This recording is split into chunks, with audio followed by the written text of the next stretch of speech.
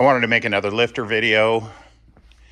Again, this is a Gen 4. So this is the same, when I say Gen 4, Generation 4 big block Chevy. This engine would be basically the same from, I don't know, 1970, really even earlier than that, from when the 454 started. So let's call it 1970 on up. So as far as like externally, it's all like accessory wise, it would all be the same. Everything would bolt up just like any passenger car block. And then the Gen 5 was when they went to, GM had like the 502s, and they went to the one-piece rear main seal. So basically anything that's Gen 4 is, or Generation 4, is a two-piece rear main seal. Once it went to a single-piece rear main, that would be a Generation 5 big block.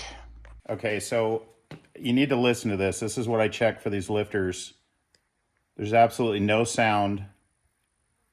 But listen to this one. The needle bearings are starting to get flat. And it is noticeable. And this thing wasn't much left for this life, and this thing would have grenaded. But with that, I wanted to make a video about the lifters again. So there's a few things going on here. First of all, from all of these, and again, this is a huge, it's an old Pro stock motor. So huge RPM out of this thing and huge valve spring pressure. So a lot of questions about why did the lifters fail, or why are they starting to fail? So to recap, some of these wheels, that one's smooth. And that one's smooth. Well, it's a little noisy, but some of them are like noticeably rough. Like the bearing in the roller is flat and they're rough. But it's only 4 lifters, not 4 pairs of lifters. It's 4 lifters total out of the whole mess that are rough, and the rest are still smooth. So we have a few things going on here. One of which is, because this is a Generation 4 big block, the cam tunnel is stock journal size, stock bearings. So it's not the oversized, you know, when they started going to the 55 and 60 millimeter, and now they have these gargantuan diameter camshafts. They have these really weird looking lobes, and anyway, they're way more reliable. You know, now they're getting over 1 inch of lift out of the cams or at the valve. But one of the things that happens, so this has got a Jessel belt drive, and the Jessel belt right here, when you're running this engine and you rev it up, you can actually see the belt walk back on the cam. It's noticeable. The belt will actually change position on the cam pulley. And the reason it's doing that is because the spring pressure, the valve spring pressure is pushing down so hard on the lifter that it's bending the cam. So there's cam deflection going on. And again, that's why the larger diameter cams came into play, because you lose that cam deflection. The cam is a lot more rigid. So a few things are happening there with the cam deflection. That's totally screwing your valve lash when the engine's running, especially at high RPM.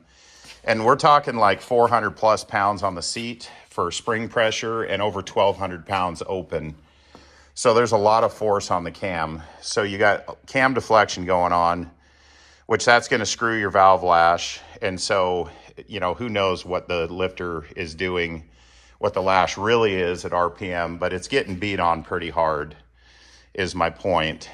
Even if you lash the valves tight, you're still not going to be able to do anything about the cam deflecting or bending because of the spring pressure. And so here's a couple of cams to give you an idea. So this was just running a like conventional headed big block. It's one I've had for a number of years.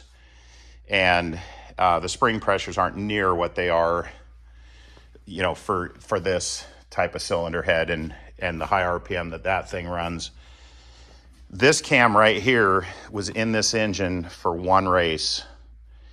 And I don't know if you can see, do you see the line? You can see where the lifter wheel actually left an indentation in the cam. There's so much spring pressure that this is like, I don't know, there might be 10 passes on this cam And you can see that the lifter wheel is actually starting to leave an impression in the cam lobe, where you don't have that on this cam. The reason these needle bearing lifters don't last very long, a rebuild on this engine is usually rods and lifters and a few other things, but those are, and valve springs probably, but that's the main thing. The lifters are only going to go, I don't know, 45, maybe 50 passes. And that's if you don't do something stupid like break a valve spring and then float the valve, and then the lifter gets beat on like a hammer because it, floated off the cam lobe and then got slammed when the cam lobe came back around.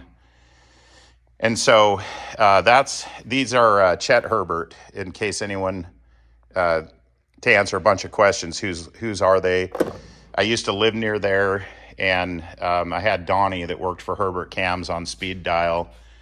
I used to call him up on his personal cell phone and tell him what I wanted, and he would grind the cam and have it in the mail for me the next day. But these are solid roller lifters from Herbert Cams. So Chet Herbert's the dad, by the way. Doug Herbert is the son. He's the Top Fuel drag racer. Chet was his dad, and that's where these lifters came from. And they've been, honestly, as good as any that I've ever used. But again, this is from probably 20 plus years ago on these lifters. So who knows who's making them now? I've been out of it for so long. A lot of you commenters have given me some good leads on who's actually making some decent quality parts, because I'm going to go with the bushed lifters this time, and hopefully those things are going to hold on longer than these ones do. But again, you can't put any fault or blame on these guys. They lasted as good as any I've ever tried, and so they're just at the end of their life, and it's time to replace them.